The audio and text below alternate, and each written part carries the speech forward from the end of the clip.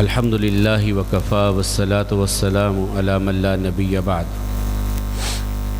اللہم صلی علی محمد وعلی آل محمد کما صلیت علی ابراہیم وعلی آل ابراہیم انک حمید مجید اللہم بارک علی محمد وعلی آل محمد کما بارکت علی ابراہیم وعلی آل ابراہیم فی العالمین انک حمید مجید رب اشرح لی صدری ویسر لی امری واحلل عقدۃ من لسانی یفقہوا قولی۔ رخ مصطفیٰ ہے وہ آئینہ، رخ مصطفیٰ ہے وہ آئینہ کہ دوسرا آئینہ نہ کسی کی بزم خیال میں نہ دکان آئینہ ساز میں۔ محترم سامعین، مجھ جیسے کمزور انسان پر میرے رحیم و کریم رب کا اتنا احسان ہے، باقی کی زندگی سجدوں میں گزار دوں تو اس کے ان احسانات کا میں شکر بھی ادا نہیں کر سکتا۔ مجھ جیسے بندے سے اس نے وہ کام لیا کہ میں نے سوچا بھی نہ تھا۔ یہ یقیناً اسی رب رحیم و کریم کا کرم اور فضل ہے، اور میں آغاز میں ہی اپنے ان دوستوں، اپنے ان ساتھیوں، اپنے ان رفقا کا شکریہ ادا کروں گا جنہوں نے مسلسل مجھے اس معاملے میں، اس کورس کے شروع کرنے میں ہر طرح مجھے تعاون بھی کیا، مجھے مائل بھی کیا، میرا بہت خیال رکھا میرے ان دوستوں نے۔ میں ان سب کا شکریہ ادا کرتا ہوں کہ جنہوں نے پورا مہینہ میرے معاملات کو دیکھا، میرے ساتھ چلے، اور ان کی بہت زیادہ فرمائش پر میں اس طرف آیا۔ شاید میں اتنا بڑا بوجھ اٹھانے کے اہل بھی نہیں تھا، ان کا مسلسل اصرار مجھے اس طرف لے آیا، اور جب اس طرف آئے، یہ معاملہ شروع کیا، تو اتنا سکون، اتنا اطمینان، اور اس طرح کی ایک کیفیت کہ شاید میں الفاظ میں بیان نہ کر سکوں، وہ مجھے حاصل ہوتی رہی، میسر آتی رہی۔ اور جب آج پورے 30 دن کے بعد وہ مکمل ہونے جا رہا ہے تو جی یہی چاہتا ہے کہ یہ سلسلہ چلتا ہی رہے، چلتا ہی رہے، کیونکہ کریم آقا علیہ الصلوۃ والسلام کی سیرت ہے ہی ایسی، ان کی زندگی ہے ہی ایسی، ان کے شب و روز، ان کا اٹھنا بیٹھنا، ان کی گفتگو، ان کے معاملات ایسے ہیں کہ جی چاہتا ہے کہ بندہ بیان کرتا کرتا اپنی زندگی اسی کام میں صرف کر جائے۔ تو کل ابھی میں اپنے اس موضوع کو سمیٹیں گے پہلے، اور پھر اس کے بعد جو ہے یہ آغاز ہم نے کیا تھا جب کریم آقا علیہ الصلوۃ والسلام کی ولادت سے پہلے عرب اور عرب کے قبائل، ابراہیم علیہ السلام کا عراق سے ہجرت کرنا، ہجرت کر کے فلسطین پہنچنا، فلسطین سے اللہ تعالیٰ نے بیٹوں کا عطا کرنا، انہیں مکہ میں لا کر کے بسانا، مکہ میں بسانے کے بعد بیت اللہ کی تعمیر، توحید پر کاربند ان کی اولاد، لیکن پھر شرک آیا، بت پرستی آئی، اور اللہ تعالیٰ کو رحم آیا ان لوگوں پر، اور اپنے پیارے حبیب علیہ السلام کو ان میں مبعوث کیا، جو ابراہیم علیہ السلام کی دعا تھے اور عیسیٰ علیہ الصلوۃ والسلام کی بشارت تھے۔ آقا علیہ الصلوۃ والسلام دنیا میں آئے، باپ کا سایہ سر پہ نہیں تھا، پھر اللہ نے والدہ کو بھی بہت چھوٹی عمر میں اپنے پاس بلا لیا۔ حلیمہ سعدیہ کے پاس ابتدائی 6 برس گزرے طائف کی طرف مکہ سے، وہاں سے آئے، والدہ کا سایہ بھی اٹھ گیا، شفیق دادا کی مہربانیاں، پھر ان کا سایہ بھی اٹھ گیا، پھر اللہ تعالیٰ کے حکم، اللہ تعالیٰ کی مرضی، اللہ تعالیٰ کی مشیت کے مطابق تجارت کی، چچا کا سایہ سر پہ تھا، تجارت کی، چچا نے بہت خوبصورت تعلق، بہت خوبصورت نگہداشت، بہت خوبصورت تربیت، اور چچا نے نہیں، چچی نے بھی کہ جن کی رفاقتوں کو رسول اللہ صلی اللہ علیہ وسلم آخر تک بھولے نہیں۔ میری مراد سیدہ فاطمہ بنت اسد ہیں، سیدنا علی رضی اللہ تعالیٰ عنہ کی والدہ، کہ جب ان کی وفات مدینہ میں ہوئی تو آقا خود ان کی قبر میں اترے اور ان کے لیے جو رسول اللہ صلی اللہ علیہ وسلم نے دعائیں بھی کیں اور کہا کہ آج مجھے دوبارہ اپنی ماں کے جانے کا احساس تازہ ہوا۔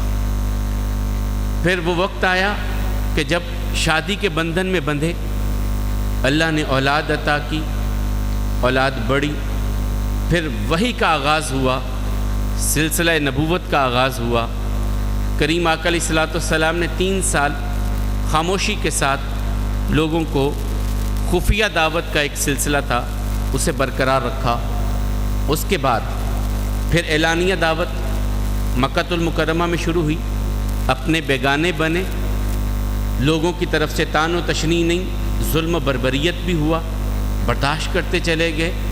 اور پھر اس کے بعد ہجرت کے معاملات آئے، جو کریم آقا علیہ الصلوۃ والسلام نے اپنے ہی خاندان کے لوگوں کو ہجرت کے لیے بھیجا، بیٹیوں کے رشتے ٹوٹے، برداشت کیا۔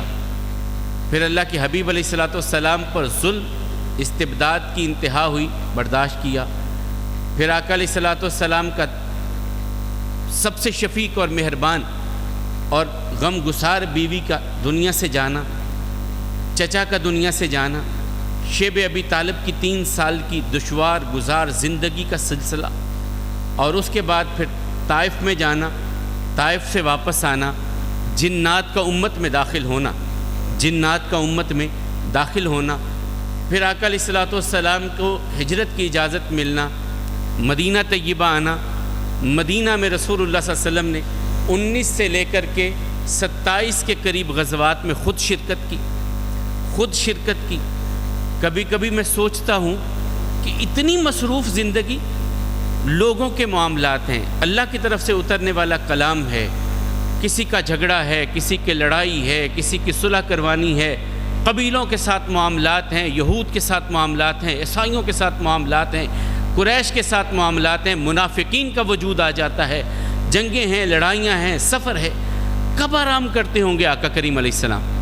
کس وقت زندگی کے کن لمحات میں آرام کرتے ہوں گے؟ نمازیں خود پڑھا رہے ہیں، خطبات دے رہے ہیں، اور پھر یہ 10 ہجری، اور اس میں عام الوفود جو میں نے آپ کو بتایا کہ 70 مختلف ملکوں سے وفد ملنے کے لیے رسول اللہ صلی اللہ علیہ وسلم کو آئے، 70 وفود کا آنا، اور پھر ہر وفد کو رسول اللہ صلی اللہ علیہ وسلم نے تحائف دے کر کے بھیجا۔ کل ہم نے نجران کے وفد کی بات کی تو انہیں بھی تحائف دے کر کے بھیجا۔ کسی وفد کو رسول اللہ صلی اللہ علیہ وسلم نے خالی ہاتھ نہیں لوٹایا۔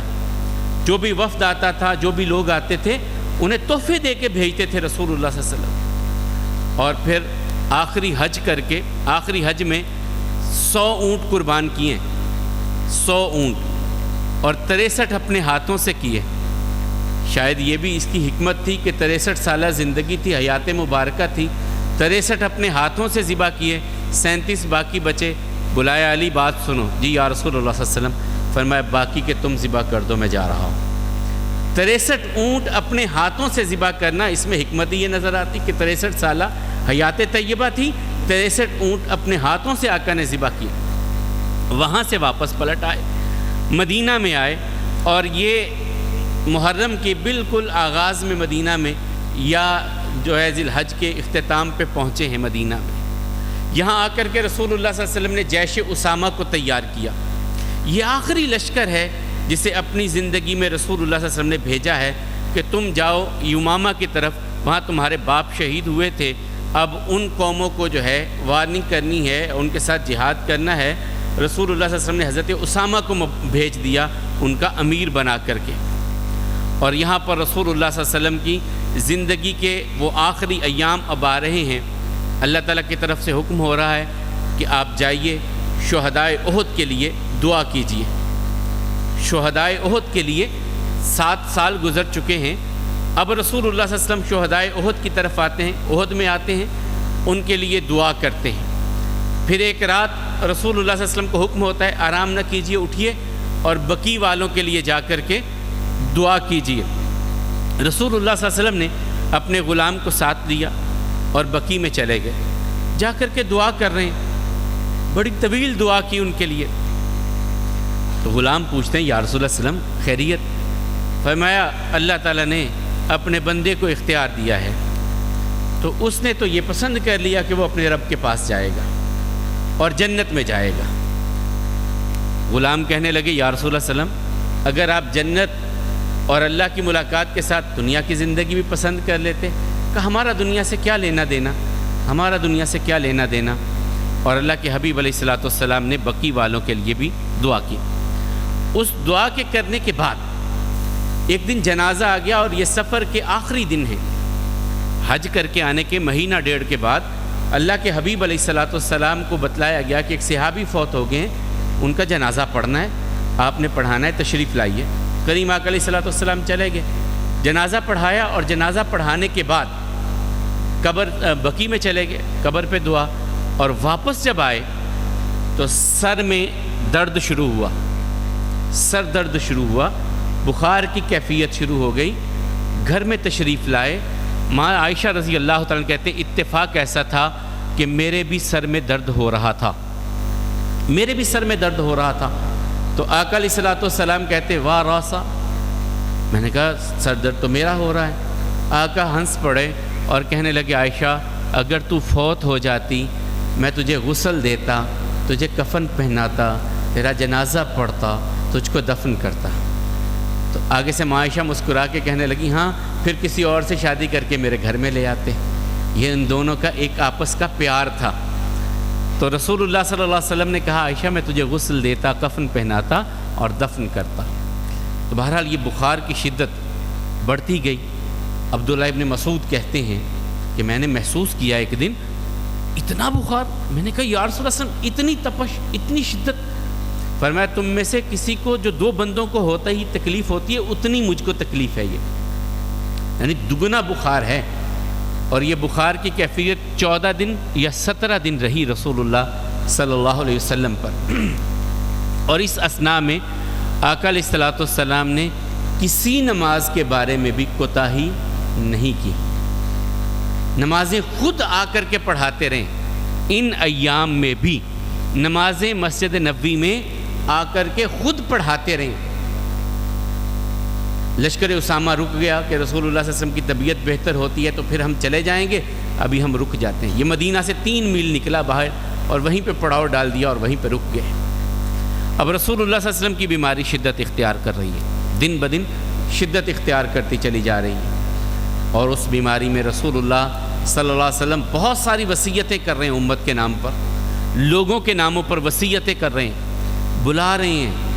اور اس بلانے میں سید عائشہ رضی اللہ تعالیٰ کہتی ہیں ایک دن حضرت عثمان کو بلایا، عثمان رضی اللہ تعالیٰ کو بلایا، قریب کیا اور میرے قریب آ جاؤ، اور قریب آ جاؤ، اور قریب آ جاؤ۔ حضرت عثمان جب بہت قریب ہو گئے تو کان میں سرگوشیاں کرنے لگے۔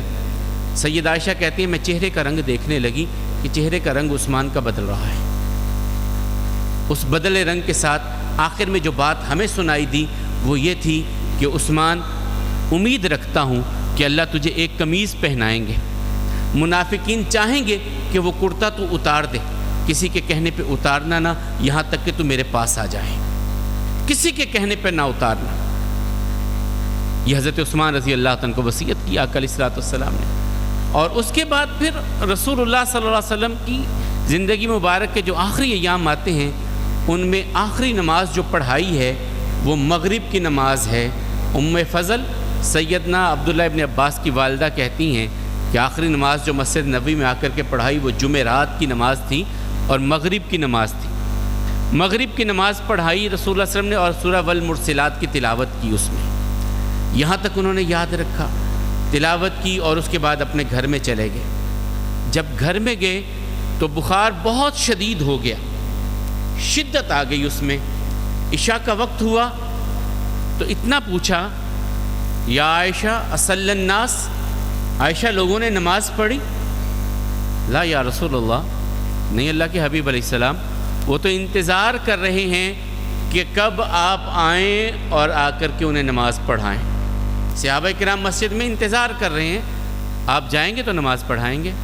کہا اچھا ایسا کرو، ٹب میں پانی ڈالو میں غسل کروں۔ ٹب میں پانی ڈالا گیا، غسل کیا، اٹھنے لگے، لیکن پھر غشی کا دورہ پڑ گیا۔ غشی آئی، اللہ کے حبیب علیہ السلام وہیں بیٹھ گئے۔ کچھ دیر کے بعد پھر پوچھا، اصلی الناس، لوگوں نے نماز پڑھی؟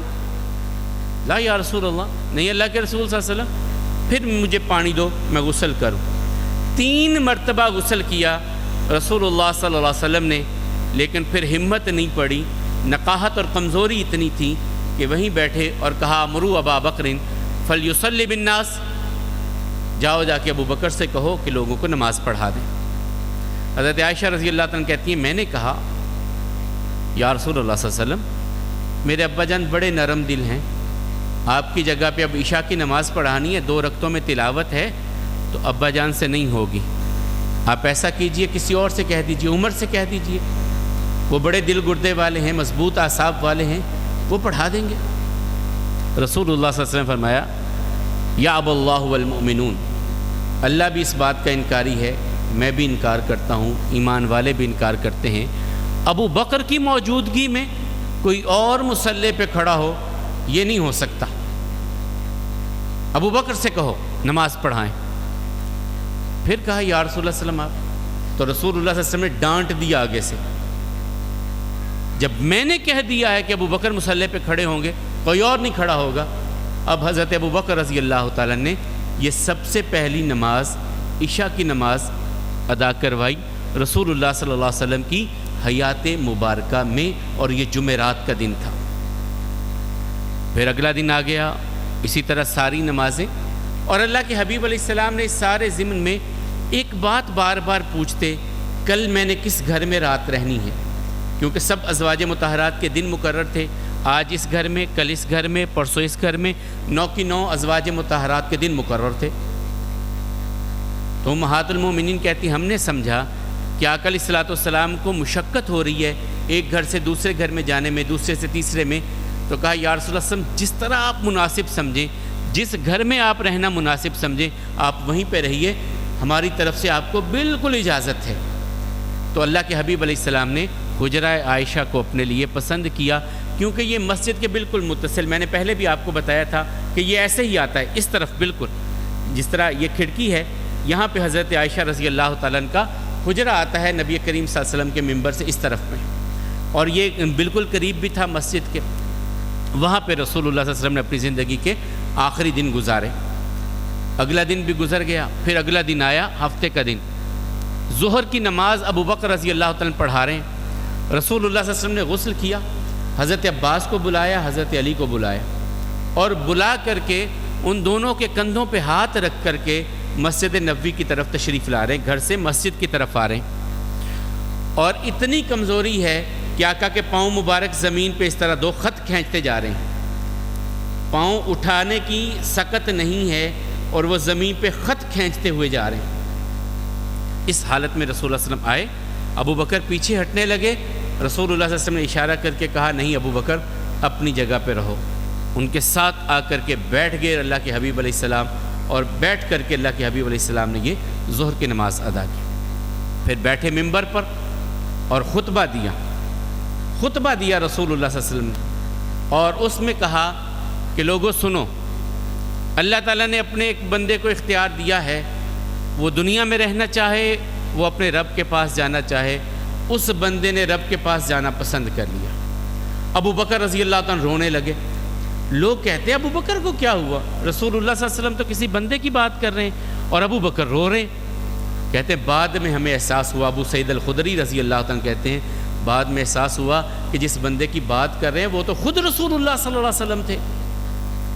تو آقا علیہ الصلوۃ والسلام نے جب یہ بات کی اور اس کے بعد کہا لوگوں سنو، میں نے تم میں ایک وقت گزارا ہے، اگر میری زبان سے کسی کو تکلیف ہوئی ہو اب مجھ سے بدلہ لے لے، کسی کا مال دینا ہو مجھ سے اب لے لے، کسی کا کسی قسم کا کوئی تقاضا ہو مجھ سے لے لے، میں اپنے رب کے پاس اس حال میں جانا چاہتا ہوں کہ لوگوں کے معاملات سے بالکل بری ہوں، اس حال میں اپنے رب کے پاس جانا چاہتا ہوں کہ لوگوں کے معاملات سے بری ہوں۔ ایک آدمی نے کہا میں نے 3 درہم لینے ہیں یا رسول اللہ صلی اللہ علیہ وسلم آپ سے، آقا علیہ الصلوۃ والسلام نے کہا اسے 3 درہم ادا کرو فوراً، انہیں ادا کر دیے گئے۔ یہاں پر ایک واقعہ بھی ہے، وہ تاریخ نگاروں نے لکھا ہے کہ ایک صحابی آگے بڑھے اور انہوں نے کہا یا رسول اللہ صلی اللہ علیہ وسلم میں نے بھی آپ سے ایک بدلہ لینا ہے۔ کس چیز کا؟ آپ نے مجھے فلاں میدان میں چھڑی ماری تھی۔ کہا یہ میری چھڑی حاضر ہے، مار لو۔ کہا جب آپ نے مجھے مارا تھا تو میری کمر ننگی تھی۔ آقا نے قمیض اٹھائی اور تو انہوں نے صحابہ کرام اب ششدر ہیں یہ کیا ہونے جا رہا ہے، تو انہوں نے چھڑی کو تو سائیڈ پہ رکھا اور آقا کے جسد اطہر کا بوسہ لیا۔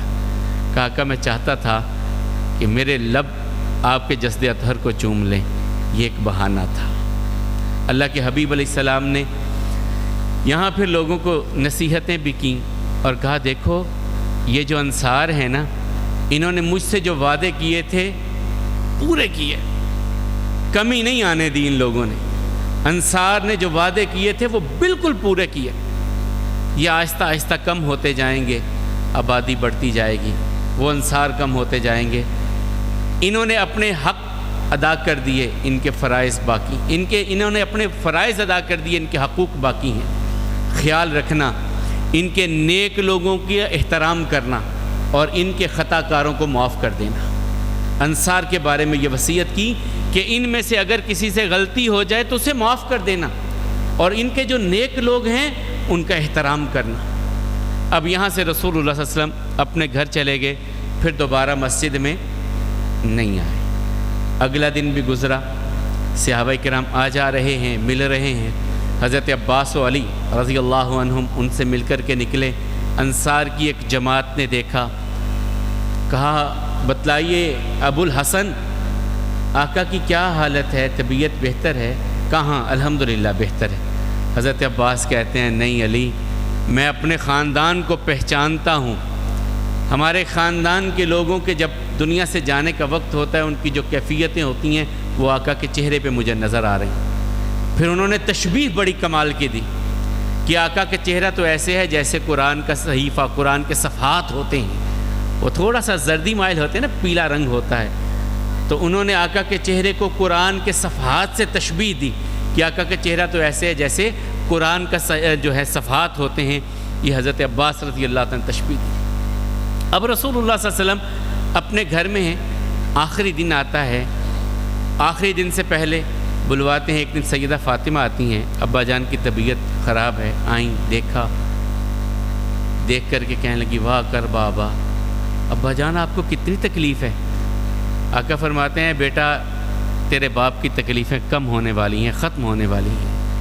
اور پھر سید عائشہ رضی اللہ تعالیٰ عنہ کہتی ہیں پاس کیا انہیں، بہت پاس بلایا، اور اس سارے واقعے کو حضرت عائشہ بیان کر رہی ہیں۔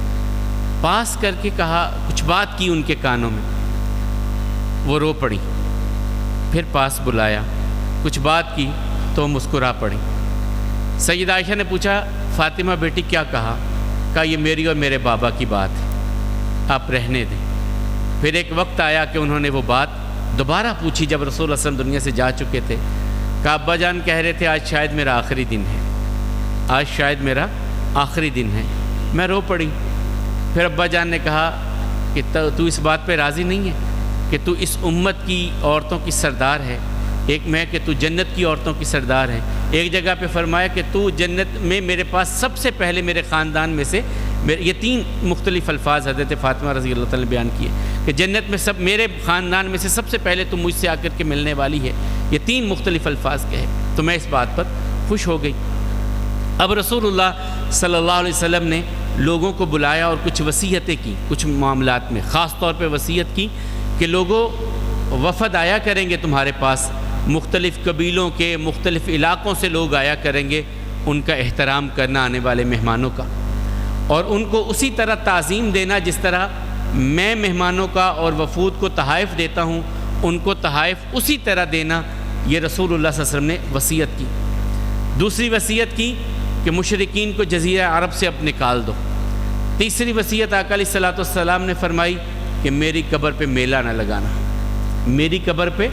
اور اسی کے ساتھ ایک وصیت فرمائی کہ یہود کو جزیرہ عرب سے نکال دو، یہودیوں کو بھی جزیرہ عرب سے نکال دو۔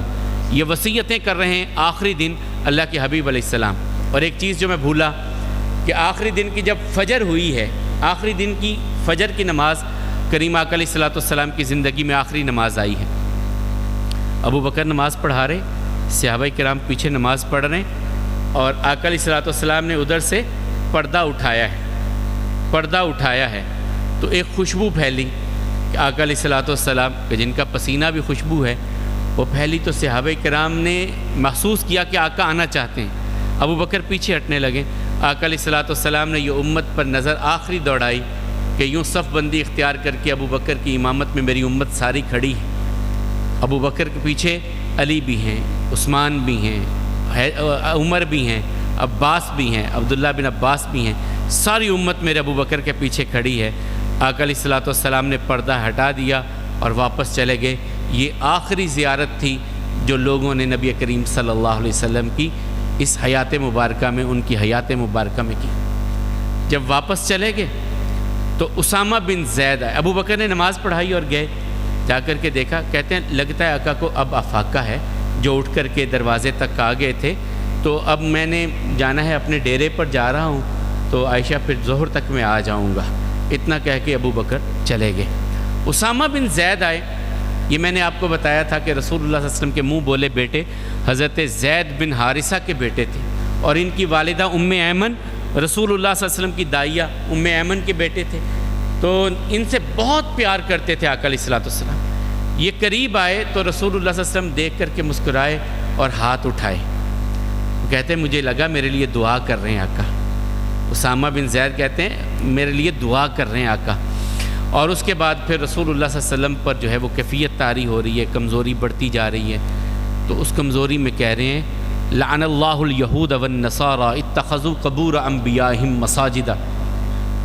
اللہ کی لعنت ہو یہودیوں پر اور عیسائیوں پر کہ انہوں نے نبیوں کی قبروں پر سجدے کیے۔ اللہم لا تجعل قبری وثنا یعبد، اللہم لا تجعل قبری عیدا، یا اللہ میری قبر پہ میلہ نہ لگے۔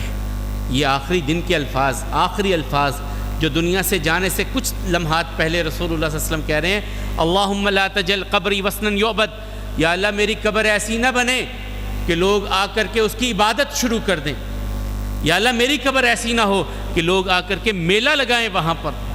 قاتل اللہ الیہود والنصارى، اللہ تعالیٰ برباد کرے ان یہودیوں اور عیسائیوں کو، اتخذوا قبور انبیائہم مساجدا، کہ انہوں نے نبیوں کی قبروں پہ سجدے شروع کر دیے۔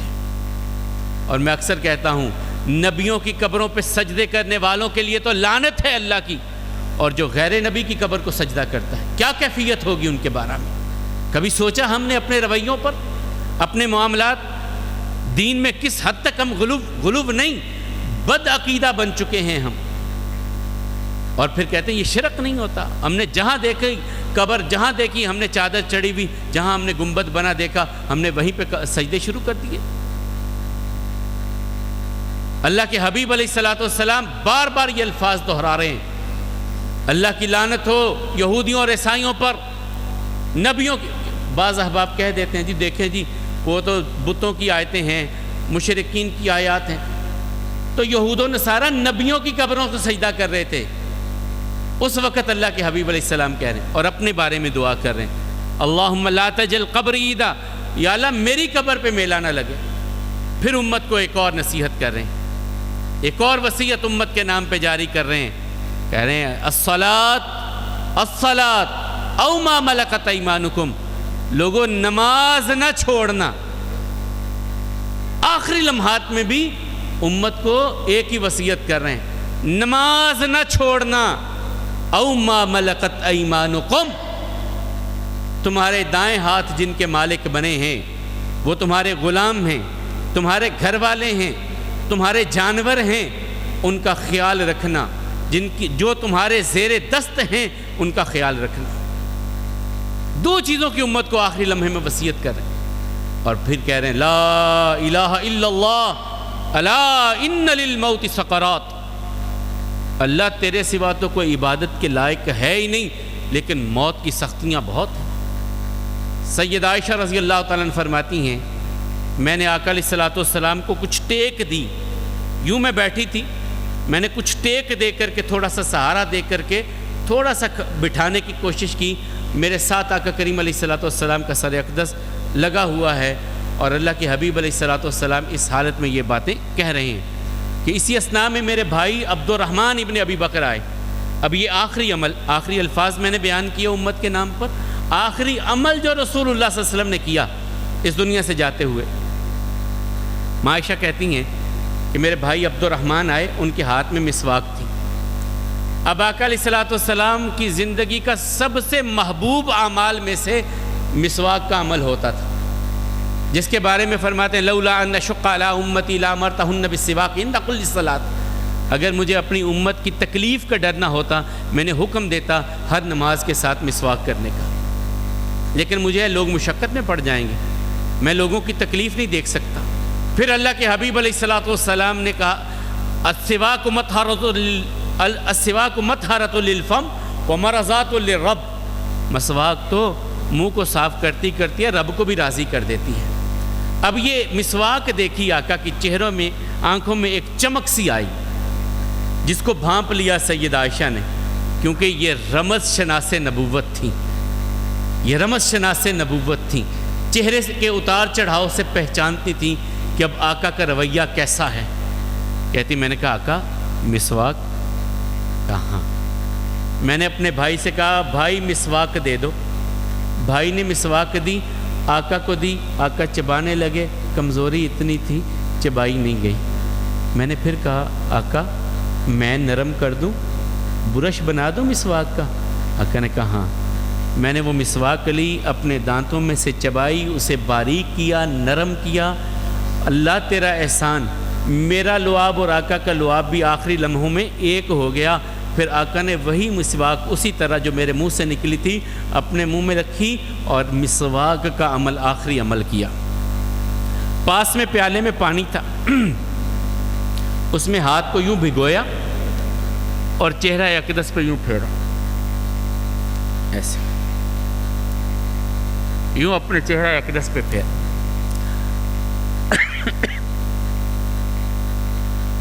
اور پھر آقا نے فرمایا اللہم الرفیق الاعلی، اللہم اغفر لی، اللہم اغفر لی وارحمنی والحقنی بالرفیق الاعلی، الا لا الہ الا اللہ، الا ان للموت سکرات، الا ان للموت سکرات. سیدہ عائشہ کہتے ہیں یوں پانی میں ہاتھ بھگوتے، اپنے چہرے پہ ملتے اور کہتے اللہ تیرے سوا تو کوئی عبادت کے لائق نہیں ہے، موت کی بڑی سختیاں ہیں. اور پھر آقا یوں کہتے کہتے یا اللہ مجھے معاف کر دے، اور رفیق اعلیٰ کے ساتھ میں یوں ہاتھ کو بلند کیا اور آہستہ آہستہ آہستہ آقا کا ہاتھ نیچے چلا گیا.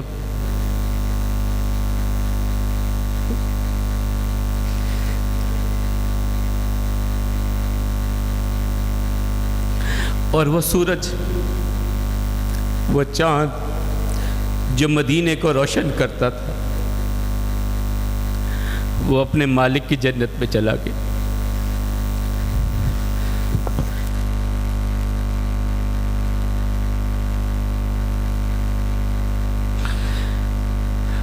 وہ چاند جس کے بارے میں ماں عائشہ کہتی ہے لنا شمس وللآفاق شمس، ایک چاند تو آسمان کا ہے، ایک سورج آسمان کا، ایک ہمارا. آسمان کا سورج تو صبح نکلتا، ہمارا سورج شام کو نکلتا تھا. جن کو دیکھ کر کے جیا جاتا تھا، جن کو دیکھ کر کے زندگی آتی تھی، حیاتی آتی تھی، خوشیاں آتی تھی. انس کہتے اس سے روشن دن میں نے اپنی زندگی میں نہیں دیکھا جب آقا مدینے آئے تھے، اور اس سے تاریک دن وہ ہماری زندگی میں نہیں آیا جب آقا اس دنیا سے چلے گئے. ہمارے سروں سے آقا کا سایہ چلا گیا. مدینے کی گلیوں میں صحابہ کرام میں کوہرام مچا. عمر کہنے لگے خبردار کسی نے کہا آقا فوت ہو گئے، میں تو سر اتار دوں گا اگر کسی نے یہ کہا. ابو بکر آتے ہیں، آقا علیہ السلام کے اوپر سفید چادر ڈال دی گئی. چہرہ اقدس سے چادر کو ہٹایا، جبین نیاز کو بوسہ دیا، بوسہ دے کر کے مسجد میں آ گئے. اب امت کو سہارا دینے کے لیے بیٹھ گئے. خطبہ دیا، آیہ مبارکہ پڑھی وَمَا مُحَمَّدٌ إِلَّا رَسُولٌ قَدْ خَلَتْ مِن قَبْلِهِ الرُّسُلُ افإن مات أو قتل انقلبتم على أعقابكم۔ محمد صلی اللہ علیہ وسلم تو اللہ کے رسول ہیں، ان سے پہلے جو رسول آئے چلے گئے، انہوں نے بھی جانا ہے کہ تم دین چھوڑ دو گے؟ پھر فرمایا من کان یعبدون محمدا فإن محمدا قد مات، جو محمد صلی اللہ علیہ وسلم کی عبادت کرتا تھا تو وہ تو فوت ہو گئے۔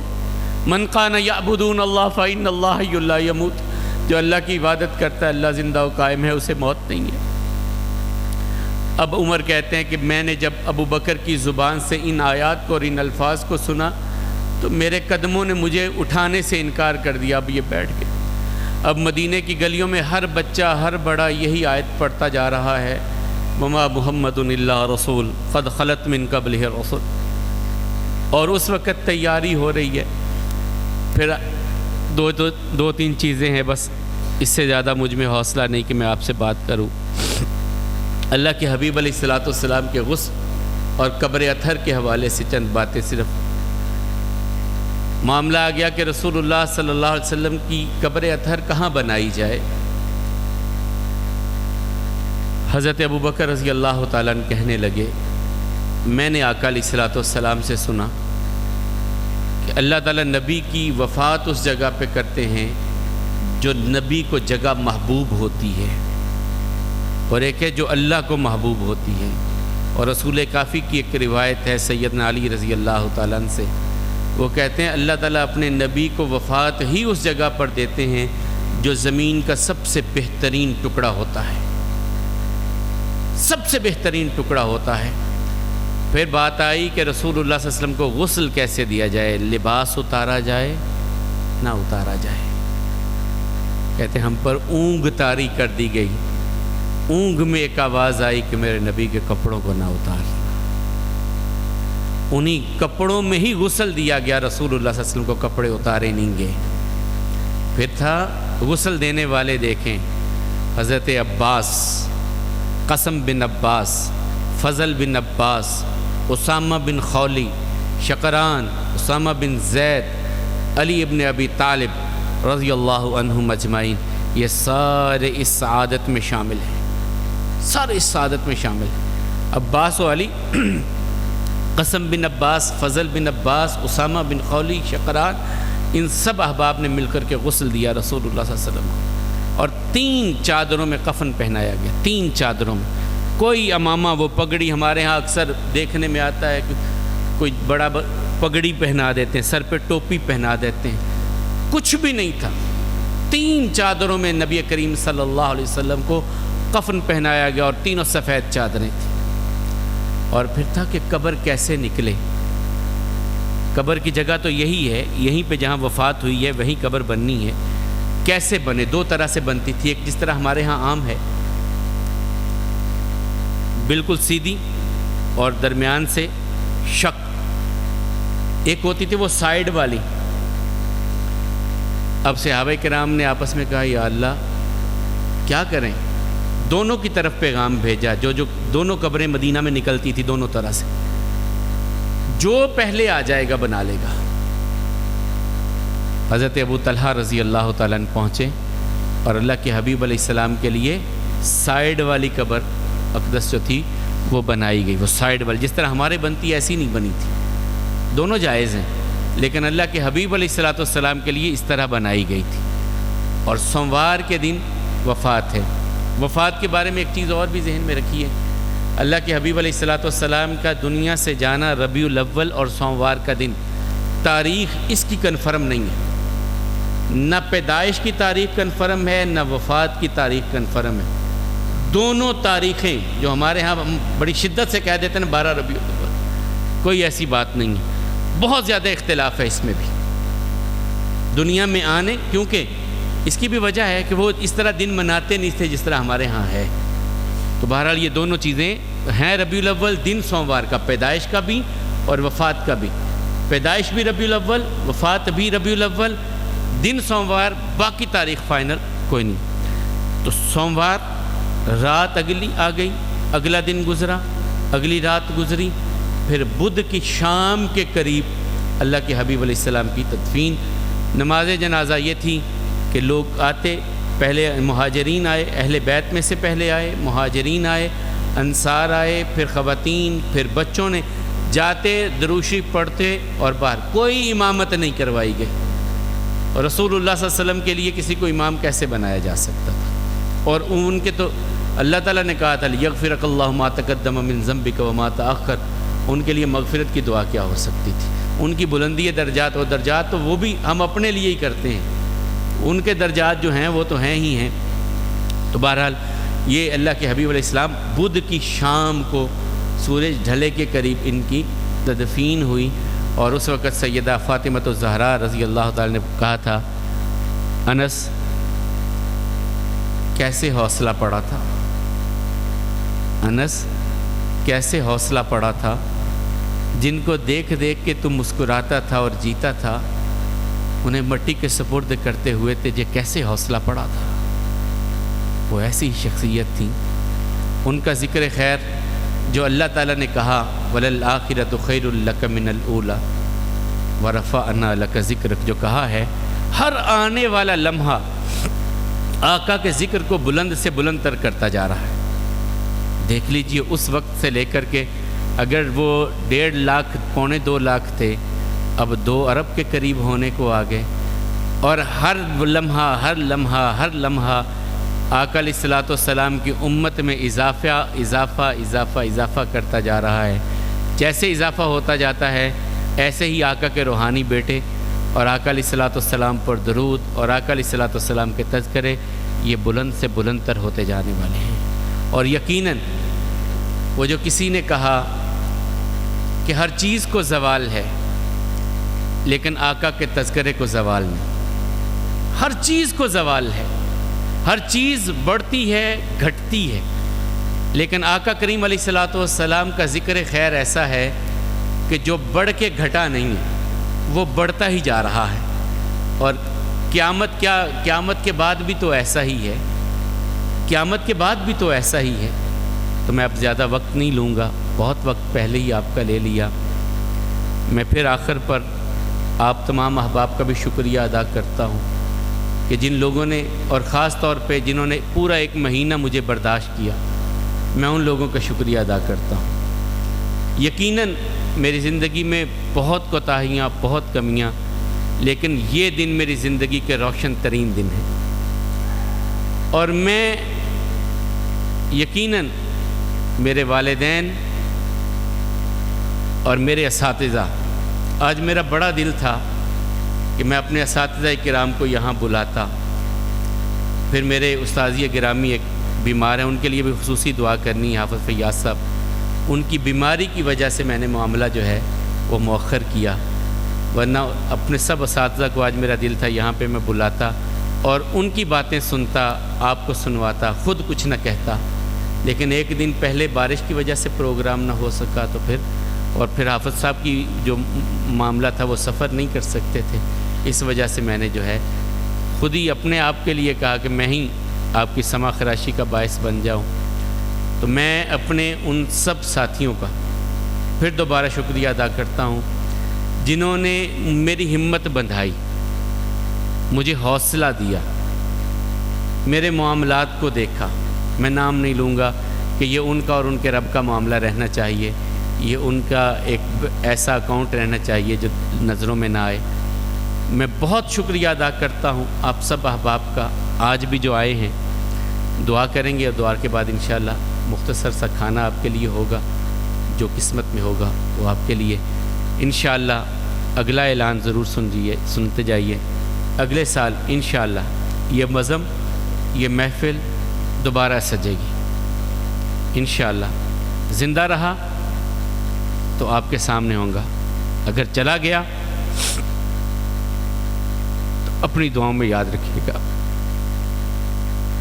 جانا ہے اور زندگی کی کوئی بڑی خواہشات بھی نہیں ہیں، بس رب راضی ہو لے جائے، جب راضی ہو تیاری ہے. الحمدللہ بس اتنا ہے کہ وہ راضی ہو مجھ سے تو مجھے لے جائے. کوئی لمبی چوڑی خواہشات نہیں ہیں کہ میں کہوں یہ ہو جائے. ہاں یہ اس مسجد کے حوالے سے تھیں اور رحیم و کریم رب نے بڑی میری خواہشات پوری کی اس معاملے میں. میں آج سوچتا ہوں 10 سال بیت گئے، ستمبر کے شروع میں نے ادھر جمعہ شروع کیا تھا 2013 میں. آج 15 اکتوبر 23 ہے. 10 سال سے بھی کچھ دن اوپر ہونے کو آئے ہیں مجھے یہاں پر آپ کی خدمت میں آئے ہوئے. یہ رب کا احسان ہے. اور میں اپنی عمر کو دیکھتا ہوں، اب معاملات کو دیکھتا ہوں. مجھے جمعہ پڑھاتے ہوئے 1994 میں میں نے شروع کیا تھا. 29 برس بیت گئے. 29. اور اب تو کبھی کبھی خیال آتا ہے کہ مجھے 30 برس ہو جائیں تو ریٹائرمنٹ لے لینی چاہیے. سب معاملات سے پیچھے ہٹ جانا چاہیے. کسی اور کو جگہ دے دینی چاہیے کہ آگے بچے ہیں، آئیں وہ کام کریں. اب ہماری یقیناً ریٹائرمنٹ کی عمر آ چکی ہے. 30 برس ہو جائے تو مجھے، لیکن پھر ایک احساس ہوتا ہے کہ یار جب تک سانسیں چل رہی ہیں یہ ذکر چلتا رہنا چاہیے. اس مسجد کے حوالے سے جو خواہشات تھیں، 10 سال ہو گئے ہیں مجھے یہاں پر ترجمہ کلاس چلاتے ہوئے. 10 سال. اور اس 10 سالوں میں ہم نے ایک بار مکمل قرآن کریم کیا اور اب ہمارا 18واں پارہ چل رہا ہے. ایک دو دن کے بعد وہ کلاس دوبارہ شروع ہو جائے گی انشاءاللہ. 1-2 دن کے بعد وہ دوبارہ کلاس شروع ہو جائے گی. اور اگلے سال پھر انشاءاللہ یہ بزم اسی طرح سجے گی. اور جس طرح میں نے کہا تھا اگلے سال ہم کوشش کریں گے ملٹی میڈیا پہ سے لے جائیں. جس طرح نقشے تھے کہ نبی کریم صلی اللہ علیہ وسلم نکلے، کون سا راستہ تھا، کہاں سے تھا، ہرا کہاں پر ہے، وہ میں نے ابھی کوشش تو کی آپ کو اس کی. میں آپ کو بتاتا تھا کتنا ڈسٹنس تھا گھر سے وہاں تک، خاندان قوم. وہ اگلی بار ہم انشاءاللہ کوشش کریں گے کہ اسے ملٹی میڈیا پہ لے جائیں اور آپ کو وہ سارے نقشے دکھائیں. جس طرح میں نے اس بار ہم نے آپ کو وہ خطوط دکھائے تھے. کریم آقا علیہ السلام نے جو خط لکھے تھے دنیا کے بادشاہوں کو، ان میں سے جو اب تک موجود ہیں دنیا میں وہ تقریباً کہا جاتا ہے 5-6 ہیں. ان کی میں نے آپ کو فوٹو کاپی جو تھی وہ کلر بنا کر کے وہ بھی آپ اسے ہم اگر اس پر لے جائیں. اور دوسری میری ایک خواہش ہے کہ ہم اس میں کچھ تھوڑی سی تبدیلی بھی اور کریں گے اگلے سال. کہ جس طرح آیات اترتی گئیں مکی صورتوں، ایک تو جو اب ہم مصحف پڑھتے ہیں اس میں مکی مدنی صورتیں مکس ہیں، تو کہاں کہاں کون سی آیات کب اترتی گئیں، یہ بھی تھوڑا سا ٹچ اگلی بار انشاءاللہ دینے کی کوشش کریں گے. اللہ احکم الحاکمین آپ سب کو اور مجھ کو صحت اور ایمان والی زندگی عطا فرمائے. دعا فرمائیے اور اس کے بعد انشاءاللہ. بسم اللہ الرحمن الرحیم. یا رب لک الحمد کما ینبغی لجلال وجہک وعظیم سلطانک ومجدک حمدا کثیرا طیبا مبارکا فی مل السماوات ومل الارض مل ما بینہما مل ما شئت من شیء بعد. اہل الثناء والمجد احق ما قال العبد كلنا لك العبد. اللهم لا مانع لما أعطيت ولا معطي لما منعت ولا ينفع ذا الجد منك الجد. اللهم إنا نسألك بأنك أنت الله لا إله إلا أنت الأحد الصمد الذي لم يلد ولم يولد ولم يكن له كفوا أحد. اللهم صل على محمد وعلى آل محمد كما صليت على إبراهيم وعلى آل إبراهيم إنك حميد مجيد. اللهم بارك على محمد وعلى آل محمد كما باركت على إبراهيم وعلى آل إبراهيم في العالمين إنك حميد مجيد. ربنا آتنا فی الدنیا حسنہ وفی الآخرۃ حسنۃ وقنا عذاب النار. ربنا ظلمنا انفسنا وإن لم تغفر لنا وترحمنا لنکونن من الخاسرین. اے مالک و مولا ہم سب پر اپنی رحمت نازل فرما. یا اللہ ہم سب کے صغیرہ کبیرہ گناہوں کو معاف فرما. یا اللہ جو ہم سے عمدن غلطیاں ہوئیں ان کو بھی معاف فرما، جو سہون ہوئیں ان کو بھی معاف فرما. اے مالک و مولا بیماروں کو شفا عطا فرما. اے مالک بیماروں کو شفا عطا فرما. یا اللہ تنگ دستوں کی تنگ دستی کو دور فرما. مقروضوں کو قرض کے بوجھ سے نجات عطا فرما. بے اولادوں کو نیک صالح اولاد عطا فرما. اے مالک و مولا ہم سب کی نیک حاجتوں کو پورا فرما، نیک خواہشات کو پورا فرما. اے مالک و مولا نیک خواہشات کو پورا فرما. اے مالک و مولا جب تک زندہ رکھنا اسلام پہ زندہ رکھنا، ایمان کی بہترین حالت میں اس دنیا سے لے کر کے جانا. جب دنیا سے جانے لگیں تو تیری رضا کا پیغام مل جائے. اے مالک و مولا زباں پہ لا الہ الا اللہ جاری ہو اور زندگی کی آخری سانسوں کی ڈور ٹوٹ جائے. اس حال میں ہم سب کو اپنے پاس بلانا. اے مالک و مولا ہم سب سے راضی ہو جا. شیطان کے وسوسوں سے ہماری حفاظت فرما. شیطان کی پھونکوں سے ہم سب کی حفاظت فرما. یا اللہ ہمارے دلوں کو نفرتوں سے پاک کر دے. اللہ ہمارے دلوں کو نفرتوں سے پاک کر دے، بغض سے پاک کر دے، حسد اور کینے سے پاک کر دے. یا اللہ نور ایمان سے مزین کر دے، نور قرآن سے مزین کر دے. اللہ ہماری اولادوں کو، ہمارے گھر والوں کو ہماری آنکھوں کی ٹھنڈک بنا. اے مالک و مولا ہمارے گھر والوں کو، ہماری اولادوں کو ہماری آنکھوں کی ٹھنڈک بنا۔ یا اللہ ہم سے راضی ہو جا، اللہ ہم سے راضی ہو جا، ہمارے گھروں میں اپنی رحمت نازل فرما، ہماری گھر والوں پر اپنی رحمت نازل فرما، کاروباروں میں خیر اور برکت عطا فرما، سچ کا دامن پکڑنے والا بنا، جھوٹ سے نفرت کرنے والا بنا۔ اے مالک و مولا آنکھوں میں حیا عطا فرما، اللہ آنکھوں میں حیا عطا فرما۔ اے مالک و مولا آنکھوں میں حیا عطا فرما، بڑوں کا ادب کرنے والا بنا، چھوٹوں پہ شفقت کرنے والا بنا، ہم سب کو سجدوں کی توفیق زندگی کی آخری سانسوں تک عطا فرما۔ اللہ زندگی کی آخری سانسوں تک ہم سب کو سجدوں کی توفیق عطا فرما۔ اے مالک و مولا ہمارے والدین، ہمارے دوست احباب، مجھ سمیت جس کے والدین اس دنیا سے جا چکے، اللہ ان سب کے والدین کی مغفرت فرما، اللہ سب کے والدین کی قبروں کو جنت کا باغیچہ بنا۔ اے مالک و مولا وہ جہاں لیٹے ہیں یقیناً یہ انہی کی تربیت اور انہی کا صدقہ جاریہ ہم ہیں، یا اللہ ان کے جنت میں درجات کو بلند فرما۔ یا اللہ میرے والدین، میرے دادا جان جن کی دعائیں آج تک میرے ساتھ شامل حال ہیں، اللہ ان کی قبروں کو بقائے نور بنا، یا اللہ جنت الفردوس کا باغیچہ بنا ان کی قبروں کو۔ میرے اساتذہ کرام جو دنیا سے جا چکے اور جو دنیا میں موجود ہیں، یا اللہ جو جا چکے ان کی قبروں کو جنت کا باغیچہ بنا، جو دنیا میں موجود ہیں اللہ ان پر اپنی رحمتیں نازل فرما، دنیا کا ہر سکھ ان کی قسمت میں لکھ دے، ہر سعادت ان کی قسمت میں لکھ دے۔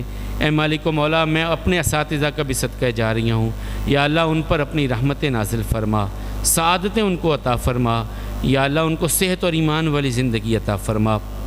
اے مالک و مولا جانا تو ہے، اے مولا کریم جب دنیا سے جانے لگیں تو زباں پہ لا الہ الا اللہ جاری ہو۔ اللہ قبر کے معاملات کو ہم سب کے لیے آسان کر دینا، قبر کے معاملات بڑے تلخ ہیں مالک، ہم بڑے کمزور ہیں، اللہ ہم کمزور ہیں، اپنی کمزوری کا اعتراف کرتے ہیں، اپنے گناہوں کا اعتراف کرتے ہیں، اور تیری رحمت کا بھی اعتراف کرتے ہیں، تیری بخشش کا بھی اعتراف کرتے ہیں کہ تیرے سوا نہ تو کوئی عبادت کے لائق ہے، نہ تیرے سوا کوئی گناہوں کو معاف کرنے والا۔ اللہ اپنی رحمت کاملہ واسعہ کے صدقے ہم سب کے گناہوں کو معاف فرما دے، یا اللہ اپنی رحمت واسعہ کاملہ کے صدقے ہم سب کے صغیرہ کبیرہ گناہوں کو معاف کر دے۔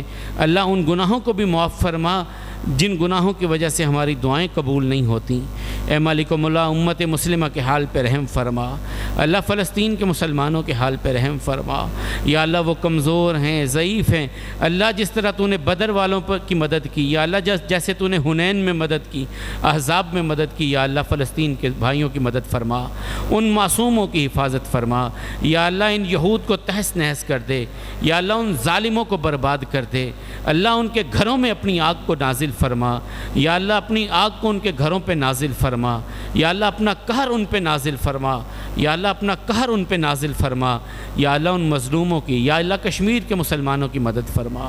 اے مالک و مولا ہم سب کو متحد رہنے کی توفیق عطا فرما، اپنے در کا فقیر بنا۔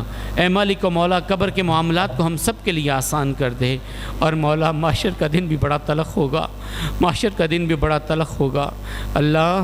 اللہ محشر کا دن تلخ ہے، اے مالک اس دن اپنے عرش کریم کا سایہ نصیب فرمانا، یا اللہ وہاں تو پیاس بھی بہت ہوگی،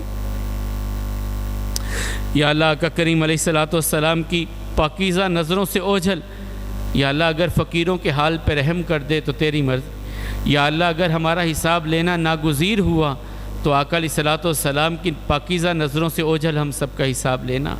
اے مالک جس طرح دنیا میں ہمارے عیبوں پہ پردے ڈالے ہیں، قیامت کے دن بھی ہمارے عیبوں پہ پردے ڈالنا، یا اللہ ہم سب کے مقدر میں یہ سعادت لکھ دے کہ جب محشر کے دن پیاس لگے تو تیرے کریم آقا کے ہاتھ ہوں اور کوثر کے جام ہوں، پینے والے ہم جیسے گناہگار ہوں۔ اللہ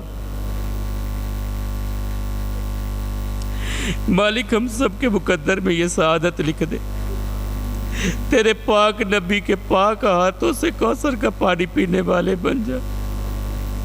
یا اللہ وہاں رشتے ناتے ٹوٹ جائیں گے مالک، اس وقت کوئی کسی کے کام نہیں آئے گا، اپنے حبیب کریم علیہ السلام کی شفاعت نصیب فرمانا۔ یا اللہ اپنے حبیب کریم علیہ السلام کی شفاعت نصیب فرمانا۔ اللہ ہمارے عیبوں کی طرف نہ دیکھنا، اپنی رحمت کی طرف دیکھنا۔ اللہ ہم گناہ گاروں کو جنت الفردوس عطا فرمانا۔ یا اللہ جہنم بڑی سخت ہے، اللہ ہم سب کو جہنم کی آگ سے اپنی رحمت کی پناہ عطا فرما۔ یا اللہ اپنی رحمت کی پناہ ہم سب کو عطا فرما۔ یا اللہ اپنی رحمت کی پناہ ہم سب کو عطا فرما۔ یا اللہ محشر کے دن کی رسوائیوں سے ہم سب کو اپنی پناہ عطا فرما۔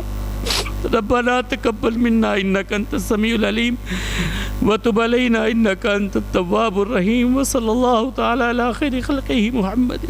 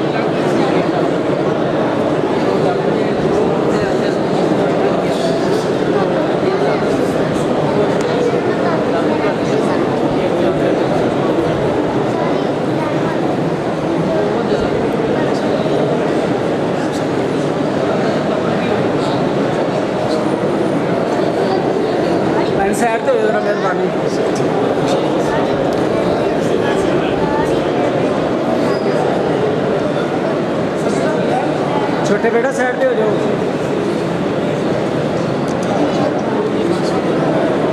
ਸਾਈਡ ਤੋਂ